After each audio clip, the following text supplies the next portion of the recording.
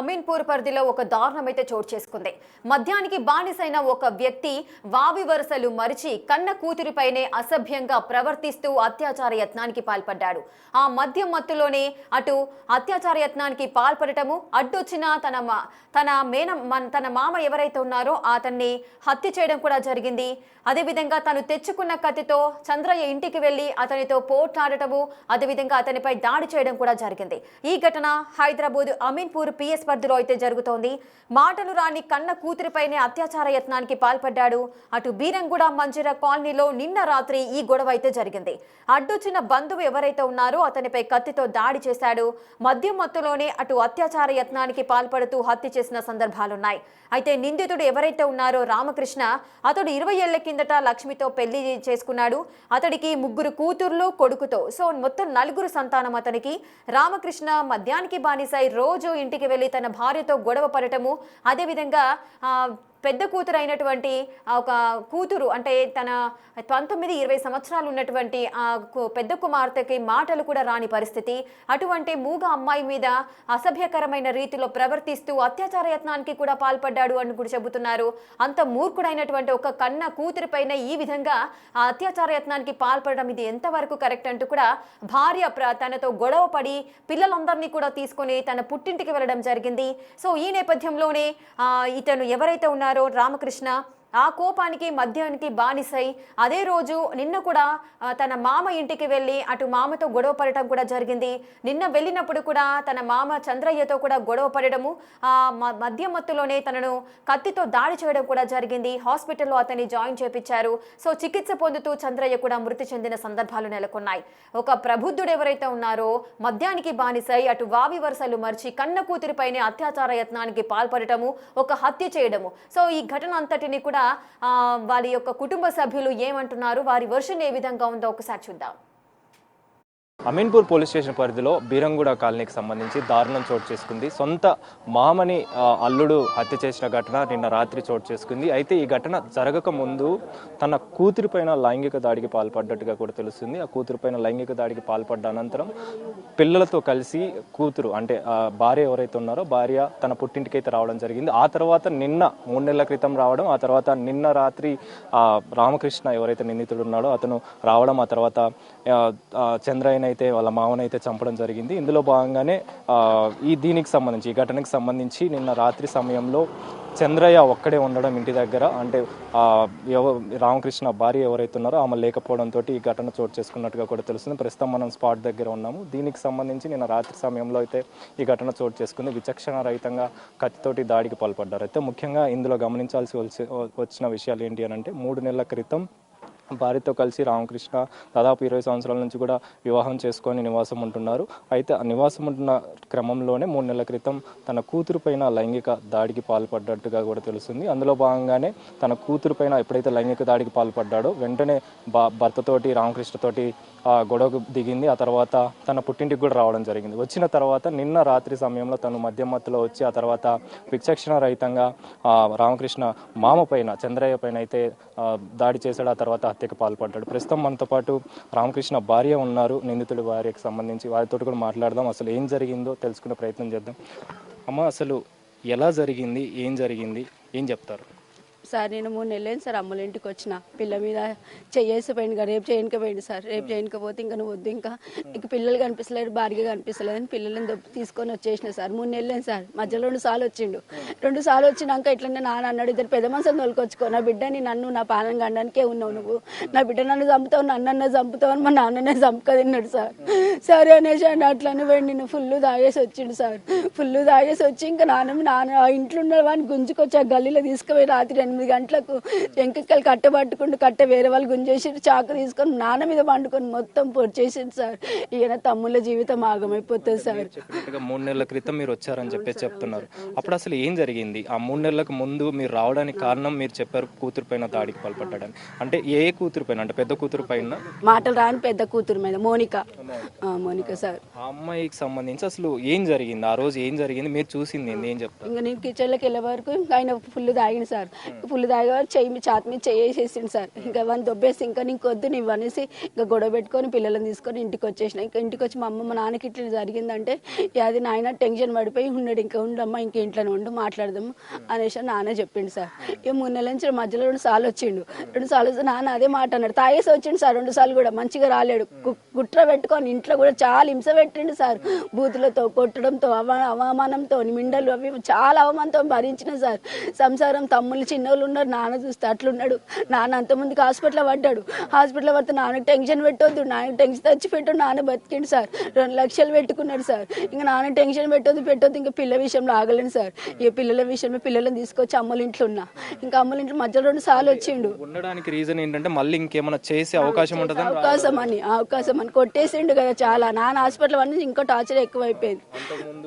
అంతకుముందు ఎప్పుడైనా మీరు ఎన్నిసార్లు చూడడం జరిగింది కూతురు విషయం సంబంధించి? ఒక్కసారి అట్లా ఏం కాలేదు సార్. ఒక్కసారి ఇక సార్ అనేసి అమ్మల ఇంటికి వచ్చేసి ఉన్న 2 సార్లు ఫుల్ తాగేసి వచ్చి గొడవ పెట్టుకుంటే నాన్న కూడా అన్నాడు, అయ్యా నువ్వు ఫుల్ తాగి ఇంటికి రాకు, నువ్వు ఫుల్ తాగి ఇంటికి రాకు, పిల్ల గండమైన నా పానం గండమైన తీసుకురాక నీకు మనసు అంటున్నది. పెద్ద మనుషులను తీసుకురా, నీ అన్నదమ్ములు ఇంతమంది ఉన్నారు, వాళ్ళని తీసుకొచ్చి మాట్లాడి నా పిల్ల తప్పు ఉందా నీ తప్పు ఉందా మాట్లాడి తీసుకొని వెళ్ళు అని అంటే, నేను అట్లా చేస్తాను నీ నాయన నీ అమ్మ నీ తమ్ముళ్ళు ఇష్టం వచ్చిన బూతులు ఈ గలీలు అందరు విన్నారు సార్ ఆ మాటలు. ఇక సార్ అనేసి ఇంకా నాన్న వెళ్ళిపోయినాక నిన్న నైట్ ఫుల్ తాగేసి ఆయనకే సోయలేదు. 8 గంటలకు వచ్చిండు. కట్టే చాకు చూడలే మేము. కట్టె పట్టుకునే వరకు వేరే వాళ్ళు వచ్చి కట్టె గుంజి పాడేసే వరకు ఈ చాకు తీసి నాన్న మీద పడిపోయి ఛాతి మీద గుద్ది నాన్న ఇట్లా పాడేసి నాన్న మీద పండుకొని చాకు తీసుకొని పొడి చేసింది సార్. ఇక పొడి చేసే వరకు ఇంకా వచ్చినప్పుడు కూడా ఏమన్నా మీకు పెద్ద కూతురుతో ఏమైనా అసభ్యంగా ప్రవర్తించడం ఇంకా మేము నాన్న ఎందుకు గొడవ తీసిండంటే ఆ మాటకు ఎందుకు కిట్టు అట్లా ఆయన పేరు కిట్టు అని రామకృష్ణ అని సార్. ఎందుకు కిట్టు అట్లా పిల్లలను చూసి పిల్లలు పెద్దవాళ్ళు అయిపోయారు ఇంకా ఎందుకు అట్లనే చేస్తే బాగుంటుందని బతుకు పిల్లలకు ఒక ఇంటికి ఇవ్వాలి కదా అనేసి నాన్న అనేసే వరకు మా పెద్దమ్మ ఇక్కడ పక్కకి ఇలా పడ్డది. అమ్మ ఇట్లా జాకెట్ పట్టేసింది సార్. పట్టేసే వరకు నువ్వు ఎందుకు పడుతున్నావు అని నాన్న ఇట్లా దెబ్బే వరకు ఇంకా నాన్న మీకు రివర్స్ అయిపోయింది సార్. గుంజుకుంటే ఇలా గల్లీలోకి తీసుకెళ్ళిండు. చీకటి ఉన్న గల్లీలో లైట్ కూడా లేదు. చీకటి ఉండే వరకు నాయన ఇంకా చాకు తీసేసుకొని పొడి చేసింది సార్. ఇక మీకు దండం పెడితే సార్ ఇంకా నా తమ్ముళ్ళు లాగం అయిపోతారు, నా తల్లి కళ్ళు కనిపించవు, నా పిల్లలు లాగం అయిపోతారు. ఇంకా వానికి నాకు 3 బిడ్డలకు కొడుకు, పెద్ద మామకి మాటలు రావు, చెవులు వినపడవు. ఇంకా నాకు వాడు వద్దు, ఇంకా ఉరి శిక్షనే కావాలి వానికి. ఇది ఒకటి లేకపోతే మీరు నా పిల్ల నా కుటుంబం మొత్తం నా అమ్మగారి కుటుంబం నాన్నున్నాడు ఒక్కడే మాకు, ఇంకెవరు మాకు ముందుకు ఇవ్వలేరు. ఇన్ని రోజులు మా నాన్నతోటి బతికినాం మేము. ఇంకెవరికి ముందు పెద్దవాళ్ళు చిన్నవాళ్ళు మాకు లేరు. చచ్చిపోమంటే మేము అందరం ఒక్కసారి చచ్చిపోతే మా నాన్న పక్కకు పెట్టేసేయండి అంతేగాని ఉరి శిక్ష కావాలి. చంద్రయ్య గారి భార్య కూడా ఉన్నారు, ఎవరైతే చనిపోయారో దానికి సంబంధించి భార్య కూడా ఉన్నారు, వారితో కూడా మాట్లాడదాం. అమ్మ ఎలా జరిగింది అసలు, ఏ టైంలో అతను రావడం జరిగింది, మీరు చూడడం జరిగిందా, ఎట్లా ఏం చెప్తారు? చీకటి అయింది ఆయన నా కళ్ళు కళ్ళవాడు ఇక్కడికైతే సప్పుడు అయితే పిల్లలందరూ ఏడుస్తారు. మా మన్మరాలు ఉండరు నా అమ్మమ్మ నా తాతను కొడుతున్నా అని చెప్పాను. అంటే ఏదన్నా అక్కడ తిని కింద పడిని కొత్త పిల్లల్ని పట్టుకోరు. ఆడించి అక్కడ లోపలికి ఉంచుకపోయినా చీకటి ఉంది అక్కడికి ఓడికి నాకు రాదు. అందరూ ఇవ్వలేరు, పిల్లలే ఉండరు మొత్తుకుంటారు అంతే. ఏం పొడిచిండో ఏమో నాకైతే తెలియదు. నా కళ్ళు కళ్ళవాడు పొడిచిండు. నా అమ్మమ్మ తాతను పొడిచిండు, రక్తం వెళ్తుంది అమ్మమ్మ రక్తం వెళ్తుంది అని పిల్లలు అన్నాక అప్పుడే లొల్లలో మొత్తుకుంటూ అక్కడ పడి పోయి కంప్లైంట్ ఇచ్చింది మా అయ్య. ఇంతనే చూసిన అయ్యా నా కళ్ళు కళ్ళవాడు, నా పిల్లలు నా కొడుకు 2 కొడుకులు, నా కొడుకులు నోరు తిరగదు, ఇదే మీరు ఎట్లా చేస్తారో ఏ న్యాయం చేస్తారో మీకే చెప్తున్నాను. ఆయన విషయానికి వస్తే రామకృష్ణ అనే వ్యక్తి మీ మనవరాల పైన కూడా లైంగిక దాడికి పాల్పడ్డాడు, అందుకే తను మీ కూతురు వాళ్ళ పిల్లలతో సహా మీ దగ్గరికి వచ్చిందని చెప్పి ఆ విషయం చెప్పారా, మీతో వచ్చి మాట్లాడడం జరిగిందా? అదే అంతమందికి ఏమో పని కోతుండే సారు. ఆ ఇంట్లో ఉంటే ఆ పిల్ల ఒక్కదే ఉంటుండే, ఇంట్లో మాటలు రావు. అయితే ఆ పిల్ల వంట వేసుకుంటూ ఉంటే పోయి సీతపోయి ఇట్లా ఛాతి మీద పట్టంగా నా పిల్ల ఏడ్చుకుంటే మా ఇంటికి వచ్చింది. ఈ అమ్మనేమో ఏడుకోపోయిందంట. వచ్చి ఏడ్చుకుంటూ కూర్చుంది. నాకు తెలియదు ఎందుకు ఏడుస్తున్నా అంటే అన్నీ ఏడ్చుకుంటూ కూర్చుంది. అంతట్లో మా కోడలు ఉంది, మా కోడలు చెప్తే అట్లానే నా బిడ్డ ఏడ్చుకుంటూ వచ్చింది. మళ్ళీ ఏమైందమ్మా ఏమైందో ఇక్కడికి ఎందుకు వచ్చినా అని నా బిడ్డ అంటే ఇట్లా పట్టిండు ఛాతి పట్టి ఇట్లా గుంజునికి వచ్చిండు తాత అంటే అప్పుడు ఏడ్చుకుంటే దాపోయింది. దాన్ని మళ్ళీ తోలుకొని పోయింది. మళ్ళీ తాగి పళ్ళు దాగి వచ్చి కొట్టినీకి పోయిండంట పిల్లల్ని. అప్పుడే పిల్లలంతా తీసుకొని వచ్చి మా ఇంట్లో ఉంది సావనికి పోయింది అయ్యా. సావనికి పోతే నా కోడళ్ళు నా కొడుకు పోయి తోలుకొని వచ్చారు. ఇంట్లో పెట్టిన అయ్యా ఎంతైనా సరే నేను చంపుకుంటే నా బిడ్డ నువ్వు నా ఇంట్లో ఉండి నేను మాట్లాడతా. పెద్ద మనుషులు వస్తారు, పెద్ద మనుషులతో మాట్లాడి నేను పంపిస్తా బిడ్డ ఇంట్లో ఉండాలి. ఎన్నిసార్లు జరిగిందమ్మా అమ్మాయి విషయానికి? అంటే కూతురు గురించి కాదు, మనవరాల గురించి ఎప్పుడైనా అదొక్కసారైనా ఇంకింత ముందు ఎప్పుడైనా అట్లా రావడం జరిగిందా? మీరు గమనించినంత వరకు ఎన్నిసార్లు జరిగింది? అంతనే అప్పటి నుంచే ఆయన ఈడవి ఒకసారి పట్టినకి నా పిల్ల నాకు కళ్ళాడాడు. ఈడవి గల్ల పట్టినకి పోతే ఈడవి నేను చూడలేను. పిల్లలు అన్నగా విన్నా ఇట్లా జరుగుతుంది అయినా నా పిల్లలు అయితే నోరు తిరగదు. ఏం చేస్తారో ఏమో మీ దయ నాయనయ్యా. అందరయ్యా అన్ని మీ చేతులనే ఉంది. ఇయ్యా అన్ని ఉరి శిక్ష చేస్తారో ఏం చేస్తారో మీ చేతులు ఉంది. వాళ్ళ బంధువులు కూడా ఉన్నారు, వారితో కూడా మాట్లాడదాం. అమ్మ మీకు ఏమైతారు? మేనమామ కావాలి సార్, అన్న మా మేనమామ కావాలి. మాకు ఇద్దరు మేనమామలు వేయగానే ఒక్క మేనమామ మాకు ధైర్యం ఉండే. అయితే రాత్రి 8 గంటలకు పొడిచి చంపేసిండని చెప్పిర్రు. ఎందుకు మేము అప్పుడే వచ్చేసినాము. వచ్చేసరికి మామ లేడు, బిడ్డని రేపు చేస్తున్నాడు అని ఎరుకైంది. ఇక వచ్చి డోర్ దొబ్బి పిల్లని తోలుకొని వచ్చి 3 నెలల సంది ఈయనే ఉందంట. 3 నెలల సంది ఈయన ఉన్న సంగతి మాకైతే తెలియదు. మేమైతే రాము ఎక్కువ ఇక్కడ. ఇక అదే ఇక 3 నెలల సంది అంటే ఇప్పుడు రోజు వస్తున్నాడు అంటే, తిడుతున్నాడు అంటే, కొట్లాడుతున్నాడు అంటే, పోతున్నాడు అంట. అని వీళ్ళకి వార్నింగ్ ఇచ్చేసినంట. ఒక్కొక్కరు చంపేస్తాను వార్నింగ్ ఇస్తున్నాడు. కాకపోతే ఈ రోజు ఇదే గొడవ అవుతుంది కదా, రోజు ఇట్టనే కొట్లాడుతుండే ఇట్టనే చేస్తున్నా అని వీళ్ళు అనుకున్నారు. ఎక్కడ చూసినా కూడా అంటే కన్న కూతురు పైన లైంగిక దాడి అనేది చేయడం అనేది అసలు ఆలోచన కన్న తండ్రికి రావడం అనేది తాగిండు. వానికి ఎక్కడ సోయలేదు. ఇక బిడ్డలు అనేది కనబడతలేదు, భార్య అనేది కనబడతలేదు. ఇక ఈమెనేమో మాల అమ్ముకోనికి పోతుందంట. ఈమె కొవ్వలు చెప్పిన వచ్చి డోర్ తన్నేసేసరికి పిల్లని గుంజుకొని వచ్చి 3 నెలల సంది ఇన్న ఉంది. రోజు వస్తున్నాడు అంటే ఇక గొడవలు అవే చేసుకుంటూ బట్టి ఇక ఇలా ఏమనుకుంటారంటే గిట్లనే వస్తాడు గిట్లనే చేస్తాడు అని అనుకుంటారు. ఇక రాత్రి ఫస్ట్ వచ్చిందంటే కొట్టిందంటే చేసిందంటే వెళ్ళిపోయిందంట. మళ్ళీ ఇంటి పోయి చాకులు తీసుకొని వచ్చి గల్ల పట్టుకొని గుంజుకొచ్చి గల్లలు ఎత్తేసి పొడిచి ఎట్లా పడితే అట్లా మీద పండుకొని, అది కూడా పండుకొని పొడిచేసిండంట. వీళ్ళు అనుకున్నారంటే ఇక కొడుతున్నాడు అని వీళ్ళు అనుకుంటారు కానీ చాకు సంగతి చూస్తలేరు. అది రక్తం కనబడేసరికి వీళ్ళ మన్మరాలు పోయి తాత రక్తం కనబడుతుంది అన్నసరికి వీళ్ళు బయటికి వెళ్ళిరంట. అప్పుడు బయటికి వెళ్ళిన చాకు మామనే తీసేసినాడు. కడుపులకి వెళ్ళి తీసి మళ్ళీ చాకు తీసుకొని మళ్ళీ పొడుస్తున్నాడంట. అట్లా అది జరిగిన సంగతి. మొత్తానికైతే ఒక విషాద ఘటన చోటు చేసుకుందని చెప్పాలి. ముఖ్యంగా ఇక్కడ వాళ్ళ కొడుకు కూడా ఉన్నారు, చంద్రయ్యకి సంబంధించి కొడుకు కూడా ఉన్నారు, వారితో కూడా మాట్లాడదాము. అన్న అసలు ఎప్పుడు మీరు అంటే మీరు ఆపడానికి ప్రయత్నిస్తున్నా కానీ మరి ఆయన ఎందుకు ఆగలేదని అంటే మీరు ఏం చెప్తారు? ముందు వచ్చారు సార్, ముందు వచ్చి మా నాన్న ఇంట్లో వెళ్ళి చేసిండు బాగా. నేను బయటికి పంపించేసిన. మా నాన్న ఇంకా మీ పని చేస్తారా అని చెప్పేసి ఇంటికి వెళ్ళి కత్తి తీసుకొని వచ్చారు సార్. గొడవ పడి పోయిండు. మళ్ళీ పోయిండు, కత్తి మరి కట్ట తీసుకొని వచ్చిండు. కత్తి అనేది కనబడకుండా లోపల దాచుకుండు. కట్ట పట్టుకొని వస్తుంటే మేము కట్ట ఉంది అనుకుని చెప్పేసి కట్ట పట్టుకున్నాం. పట్టుకొని తీసి పక్కన వేసే లోపే తీసేసి పొడిచేస్తారు. 9 పోట్లు ఇక్కడ విడిచి ఇక్కడ గుంజంగానే అక్కడ సగం అయిపోయింది సార్. అసలు మీకు సంబంధించి మీ సిస్టర్ రావడానికి గల కారణం అంటే ఏం చెప్తారు? అసలు వచ్చిన తర్వాత మీతో ఏం మాట్లాడారు సార్? మా కోడలు సార్, ఆమెకు మాటలు రావు, చెవులిని పడవు. మా అమ్మ నా దగ్గరికి వచ్చి మస్తు ఏడ్చింది సార్. ఇట్లా డాడీ నా డైలీ నన్ను అబ్జర్వ్ చేస్తున్నాడు, చాలా ఇబ్బంది పెడుతున్నాడు లైంగిక పడుతుందంటే నాకు బాధ అనిపించింది. ఇంకా నేనేమనలేదు, ఇంకా బావనే కదా, బావనే అంటే మళ్ళీ మా అక్క ఏమన్నా అయిపోతుందేమో అనుకొని ఏమనలేను. డైలీ ఇలా వస్తున్నాడు, మా కొట్లాలు పెట్టుకొని పోతా ఉన్నాడు 3 నెలల నుంచి. ఇప్పటికో 20 సార్లు వచ్చిండొచ్చు. మేము ఇదే కామన్ అనుకున్నాను. మొన్న నైట్ ఏం చేసిండు, ఇట్లా గొడవ పడేసి కత్తి తీసుకొని వేసేసిండు సార్. అంతకుముందు అంటే ఎప్పుడు మీకు ఈ విషయాలన్నీ చెప్పింది? తన విషయానికి వస్తే ఎప్పుడు చెప్పడం జరిగింది? మీరు దానికి సంబంధించి ఏం చెప్తారు? 3 నెలల నుంచి అయింది సార్. 3 నెలల కింద నుంచి పాప చెప్పడం 3 నెలల కింద చెప్తే అప్పుడే ఇంటి నుంచి మా ఇంట్లో ఉంటే అప్పటి నుండి. అంతకుముందు అంటే ఒక్కసారి చెప్పిందా? అంతకుముందు కూడా అలా చేస్తున్నాడు అని ఎప్పుడైనా రావడం జరిగిందా? అంటే సార్ అంటే మా అమ్మ నాకు చెప్పలేదు సార్, వాళ్ళ అమ్మ చెప్పుండొచ్చు. మా అమ్మ నాకు చెప్పలేదు. ఆ రోజు భరించాక నాకు చెప్పేసింది. ఇంకా మా అన్న కూడా చెప్పలేదు, నాకు భరించి నాకు చెప్పేసింది. నేను కూడా ఏం చేయలేను సార్. అక్కడ చూస్తే ఇక్కడికి వచ్చినాక కూడా అలా ఏమన్నా ప్రవర్తించినట్టుగా అంటే వచ్చి గొడవ పెట్టుకుంటున్నాడు అంటున్నారు కదా, ఆ టైంలో ఏమన్నా మిస్బిహేవ్ చేయడం కానీ చేశారు? అంటే ఇంట్లో ఉన్నంతవరకు ఏం కాలేదు సార్. నిన్న నైట్ మాత్రం ఇక్కడ మా కోడలు వాళ్ళ తాతను కొట్టడానికి వస్తుంటే పట్టంగా ఇట్లా కాలర్ పట్టుకుని సార్.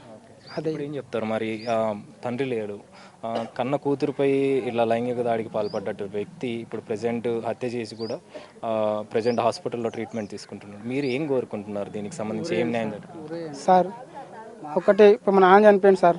మా నాన్న కూడా అంటుండే అతను జోలికి వెళ్ళకరా, అట్లా నా ప్రాణం తీస్తారు వాడు, మీరన్నా మంచిగా అని చెప్పండి అన్నాడు సార్. ఇప్పుడు వాడు మా నాన్న చంపేసిండు, వాడు జైలుకి వెళ్ళి మళ్ళీ వస్తాడు, మా నాన్న చంపేస్తాడు, మనం తప్పకుండా చంపేస్తాడు, 100% చంపుతాడు. మా అక్కని తీసుకెళ్తాడు, మా అక్కని కూడా చంపేస్తాడు సార్. ఇది మీరేం చేయాలి సార్? ఇంతమంది కావాలని వాడు కక్ష కట్టింది. అవును సార్, మా నాన్న చంపిన తర్వాత కూడా కత్తి తీసుకుంటూ మా అన్నని నీ పని అయిపోతుందిరా, నీ పని అయిపోతుంది అని చెప్పి అన్నాడు సార్. మేము అప్పటికి కాలు చేతులు ఫస్ట్ నుంచి ఇలానే ఉండేవాడు? ఆయన ప్రవర్తన ఎలా ఉండేది పెళ్ళైన దగ్గర నుంచి? ఇప్పటికీ అతనికి 3 దొంగ కేసులు ఉన్నాయి సార్. దొంగతనం చేస్తాడు, ఇంట్లోకి వెళ్ళి దొంగతనం చేస్తాడు. ఇప్పటికీ 5 మందిని కొట్టాడు సార్. ఫుల్గా తాగి ఒక కాలు కొట్టేసిండు.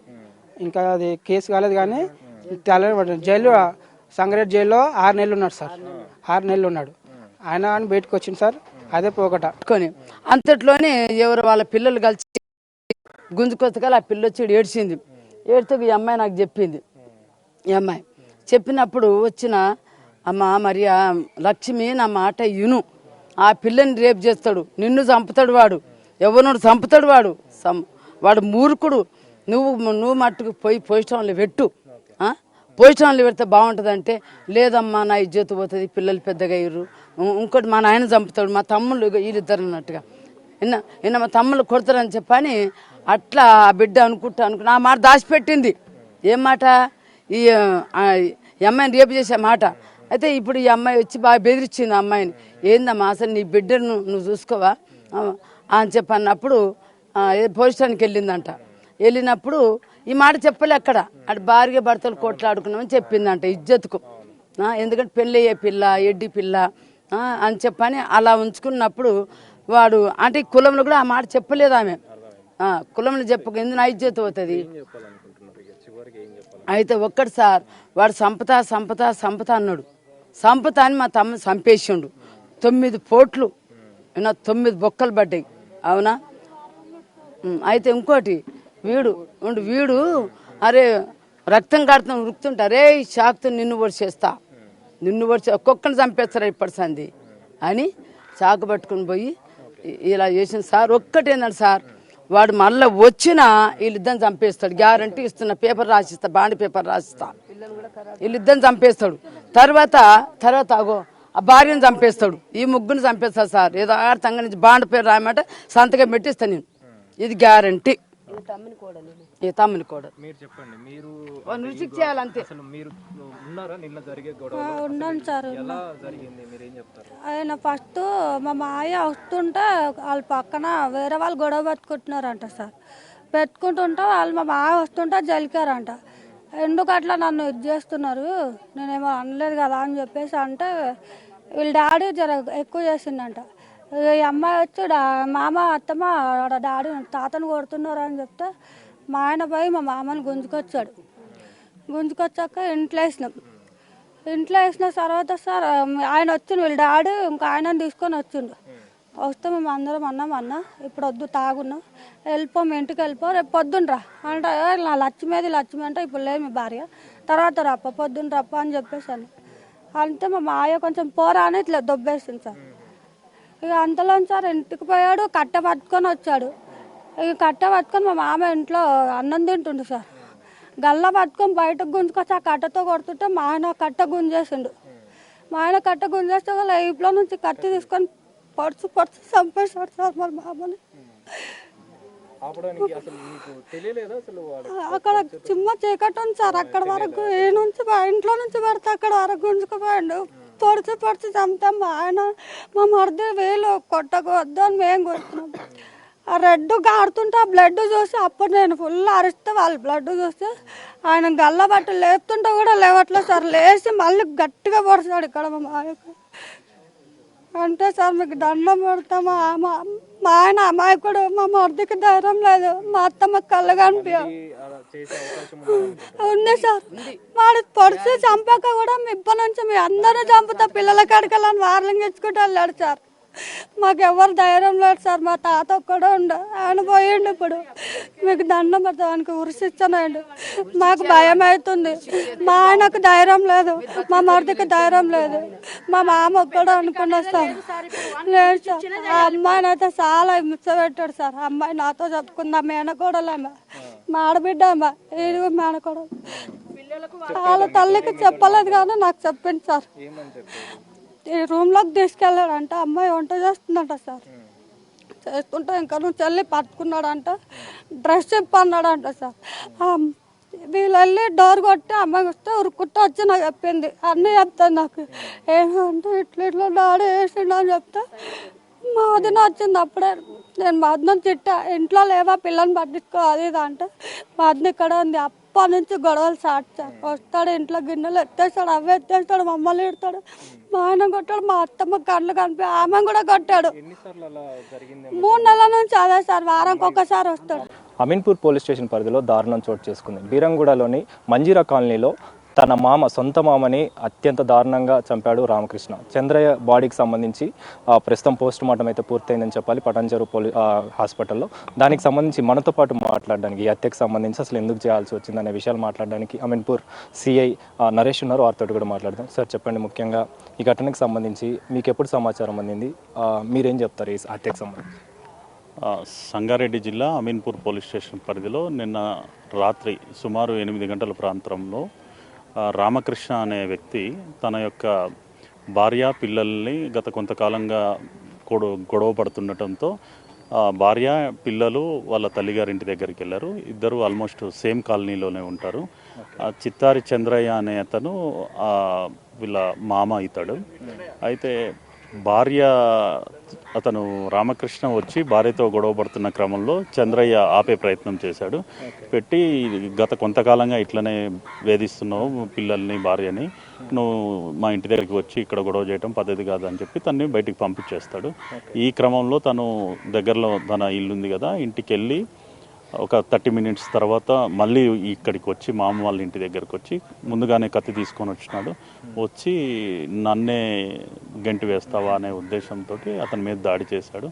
ఆ క్రమంలో విచక్షణారహితంగా కత్తితో దాడి చేయడంతో అతన్ని హాస్పిటల్కి షిఫ్ట్ చేసాము. ఈ క్రమంలో చనిపోయాడు. కత్తితో అంటే ఎన్నిసార్లు పడవడం జరిగింది సార్? అంటే ముందుగానే తెచ్చుకున్నాడంటే తను ఎక్కడి నుంచి సేకరించి తీసుకొచ్చినట్టు మీకు ఆధారాలు లభించాయి? అంటే తను నియర్ బై హౌసే కాబట్టి ఇంటి నుంచే తెచ్చాడు. అది కూరగాయలు కట్ చేసే కత్తిలాగా ఉంది. అంటే మల్టిపుల్ ఇంజరీస్ ఉన్నాయి. లెఫ్ట్ సైడ్ బాగా మల్టిపుల్ ఇంజరీస్ ఉన్నాయి. మేబీ అతను అంటే ఇంటి నుంచే తెచ్చాడని అనుకుంటున్నాం. ఈ రామకృష్ణ బ్యాక్గ్రౌండ్ ఏంటి సార్? అంటే అతనికి సంబంధించి ఏం చేస్తూ ఉంటాడు? ముఖ్యంగా వీళ్ళ ఫ్యామిలీకి బ్యాక్గ్రౌండ్ ఏముంది? యాక్చువల్గా వీళ్ళ ఫ్యామిలీ మెంబర్స్ అందరూ కూడా మన విలేజెస్లో చెత్త కలెక్ట్ చేస్తుంటారు. ఎర్లీ మార్నింగ్ వెళ్ళి బండ్లు తీసుకొని వెళ్ళి ఇంటింటికి తిరిగి చెత్త కలెక్ట్ చేస్తుంటారు. వాళ్ళ రామకృష్ణ కూడా అదే చేస్తాడు, చనిపోయిన చంద్రయ్య అదే చేస్తాడు. చంద్రయ్యకి 2 కొడుకులు ఉన్నారు, వాళ్ళు కూడా అదే చేస్తుంటారు. మరి ఈ ఫ్యామిలీకి సంబంధించి అంటే గొడవ ఎప్పుడు జరగడం జరిగింది? అంటే మీరు చెప్పినట్టుగా వాళ్ళు ముందుగానే గొడవ పడి రామకృష్ణతోటి భార్య వెళ్ళిపోయిందని చెప్తున్నారు. ఎప్పుడు గొడవ జరిగింది? ఎప్పుడు వాళ్ళు చంద్రయ్య ఇంటికి వెళ్ళడం జరిగింది, అంటే పుట్టింటికి వెళ్ళడం జరిగింది? యాక్చువల్గా వాళ్ళు చెప్పేదాని ప్రకారం అంటే మల్టిపుల్ టైమ్స్ గొడవలు జరుగుతూనే ఉన్నాయి. నెంబర్ ఆఫ్ టైమ్స్ వాళ్ళ అంటే ఫ్యామిలీ మెంబర్స్ అందరూ సర్ది చెప్పే ప్రయత్నం చేస్తున్నారు. రీసెంట్గా ఒక 3 months బ్యాక్ భార్యతో బాగా గొడవ పడి కొట్టడంతో ఆమె పుట్టింటికి వచ్చింది. నిన్న సాయంత్రం కూడా 7:30 ఆ టైంలో మళ్ళీ వచ్చి భార్యతో గొడవ పడ్డాడు. ఈ క్రమంలోనే జరిగింది. అంటే ఎక్కువగా మద్యం సేవించి ఈ ఘటనకి పాల్పడ్డాడు సార్? అంటే ఎప్పుడు కూడా మద్యం తాగుతూ ఉండేవాడా ఏంటి మీరు అబ్జర్వ్ చేసినంతవరకు? ఎలా జనరల్గా ఉంటే తీసుకుంటుండొచ్చు. నిన్న జరిగిన ఘటనలో కూడా మద్యం సేవించాడు? అది నేను ఇప్పుడు కన్ఫర్మ్ చేయలేను. ఇప్పుడు ఎలా ఉంది సార్? అంటే పోస్ట్ మార్టం పూర్తయిన చంద్రయ్యకి సంబంధించి, రామకృష్ణకి సంబంధించి ఈ గొడవలో గాయపడ్డట్టుగా కూడా తెలుస్తుంది. అతని పరిస్థితి ఎలా ఉంది? తనని ఎప్పుడు మీరు అదుపులోకి తీసుకునే అవకాశం? అతను అంటే నిన్న జరిగిన గొడవలో ఇతన్ని మల్టిపుల్ టైమ్స్ పొడవడంతో ఆ క్రమంలో చుట్టుపక్కల ఉన్న వాళ్ళందరూ ఆ రెస్క్యూలో ఇతను వెళ్ళి పక్కనే ఉన్న బండల మీద పడడంతో అతనికి కూడా లైట్గా హెడ్ ఇంజరీ అయింది. ఇమ్మీడియట్లీ అతన్ని సంగారెడ్డి గవర్నమెంట్ హాస్పిటల్కి పంపించాము. అక్కడ ట్రీట్మెంట్ తీసుకుంటున్నారు. కేసుకి సంబంధించి ఏం చెప్తారు? అది మృతుడి యొక్క కూతురు ఎవరైతే రామకృష్ణ వైఫ్ ఉందో ఆమె కంప్లైంట్ ఇచ్చింది. దాని మీద మర్డర్ కేసు రిజిస్టర్ చేశాము, విచారణ చేపడుతున్నాం. సో మొత్తానికైతే ఈ మర్డర్కి సంబంధించి ముందుగానే పక్కా ప్లాన్ తోటే ఇంటి దగ్గరికి అంటే ముందుగా మామయ్య ఇంటికి వెళ్ళడం జరిగింది, తనతోటి గొడవ పడ్డాడు. ఆ తర్వాత తనతోని గొడవ ఎప్పుడైతే పడ్డాడో వెంటనే రామకృష్ణ ఇంటికి వెళ్ళడం జరిగింది. ఇంటికి వెళ్ళి కత్తి తీసుకొని వచ్చి ఆ తర్వాత విచక్షణ రహితంగా అతనితోటి గొడవపడి దారుణంగా హత్య చేసినట్టుగా అయితే పోలీసులు చెప్తున్నారు. అదేవిధంగా అతనికి సంబంధించి కూడా రామకృష్ణకి సంబంధించి కూడా గాయాలయ్యాయి కాబట్టి సంగారెడ్డికి సంబంధించి ప్రభుత్వ హాస్పిటల్ అయితే జాయిన్ చేసాం. ఆ తర్వాత అతనిపైన మర్డర్ కేసు కూడా నమోదు చేసాం, అరెస్ట్ చేసి అదుపులోకి అయితే తీసుకుంటామని సిఐ చెప్తున్నారు. కెమెరా పర్సన్ హరీష్తో కలిసి అనిల్, బిగ్ టీవీ, పటాన్ చెరువు నుంచి.